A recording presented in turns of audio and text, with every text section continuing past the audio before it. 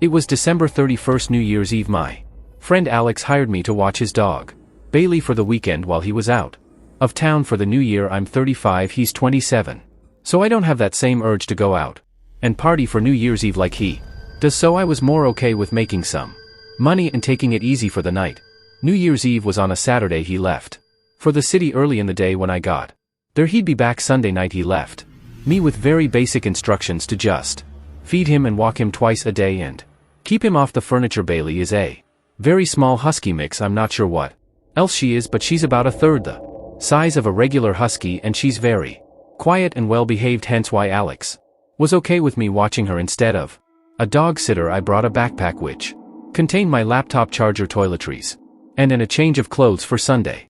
Alex and I don't go way back. We met through mutual friends and had started going out occasionally on the weekends ever since I would be sleeping in the spare bedroom of his house on the futon.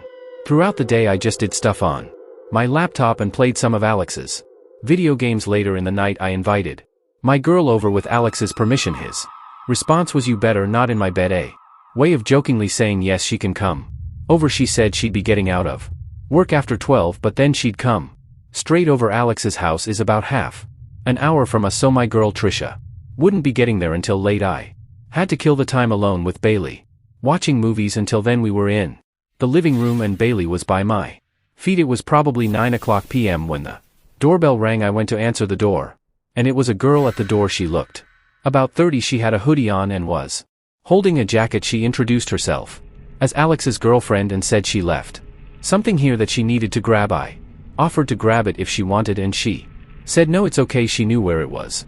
In his room. I said okay, that's fine, and let her inside. She went straight upstairs to Alex's room and slightly closed the door behind her without latching it. I right away texted Alex, "I didn't know you had a girlfriend." She was in there for quite some time until she came back out still holding her jacket.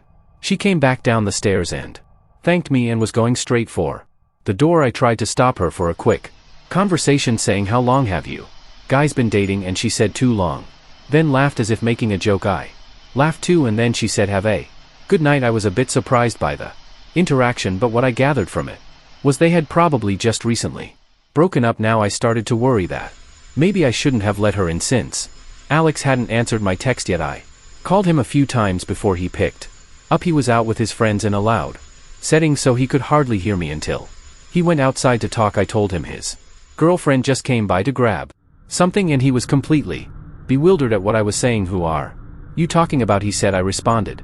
"She said she was your girlfriend." I didn't get a name, he said in a yell. "You know I don't have a girlfriend." "What did she look like?" I started to feel really stupid just about now. I described the girl and he said he had no idea who this could have been. I then proceeded to explain to him that she went upstairs to his room for a few minutes, then came back down. This was when he started freaking out. He told me to go up to his room now and check if she stole anything.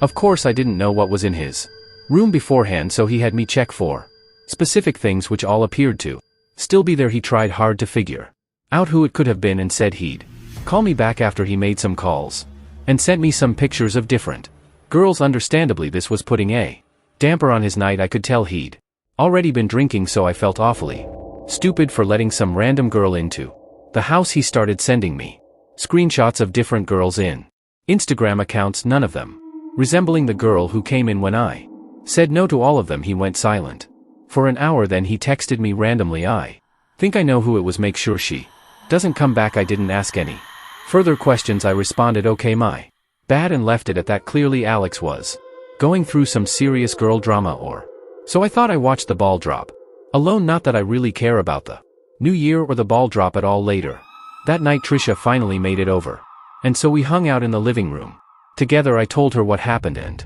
she was shocked, but then a freakish coincidence happened. Bailey lifted her head and looked at the front door, and then there was a knocking at the door. Whoever it was didn't ring the bell. There was no shot I was opening it. I called Alex a bunch of times, but he didn't pick up. He was wasted and didn't even feel his phone vibrating. Shaw and I stayed quiet, and eventually whoever it was went away. I was honestly unnerved now. Surely it was in connection to whoever that girl was earlier. Maybe it was even her again. Either way, I didn't want to get involved any further in what was going on. After this we decided to migrate to the spare bedroom, where we'd stay for the night on the futon we had a movie on as we laid down.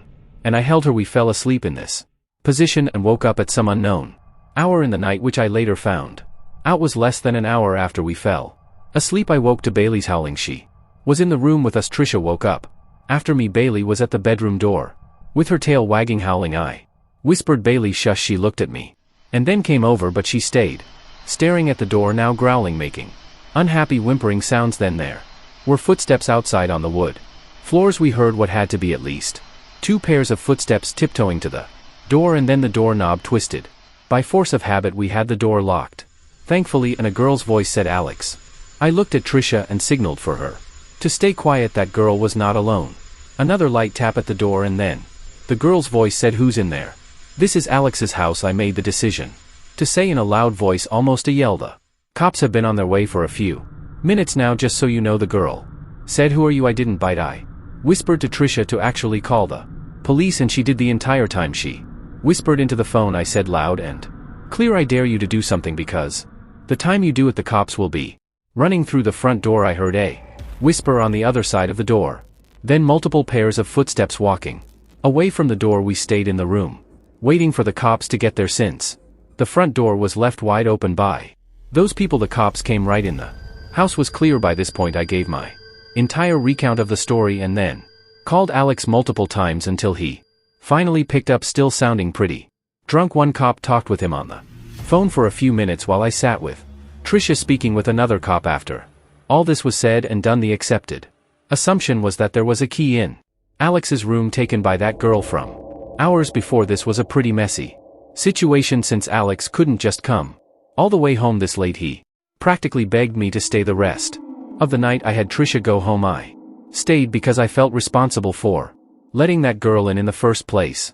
I stayed locked in that room the rest of the night with Bailey. I literally wedged a chair against the front door, some half-ass attempt at keeping them out if they decided to return by morning, though it seemed that they didn't return. Alex came back earlier that day than originally planned. I'm not going to air out any more private information to the internet than I already have, just in case anyone who knows him can figure out this story is about him. But he did tell me who he thought the girl was, and the story behind it proves that men have to be careful too with the women they choose to interact with. That girl and whoever was with her's intention of breaking in wasn't to steal anything, evidently, which is the scariest part. He changed his locks ASAP. I can't even imagine staying in that house if I were him after this. However, it's been a year, and as far as I know, nothing has happened unless he's keeping more to the story. He told me a secret after returning from night to celebrate the arrival of the new year. My husband and I returned to our apartment complex to turn in for the night. We both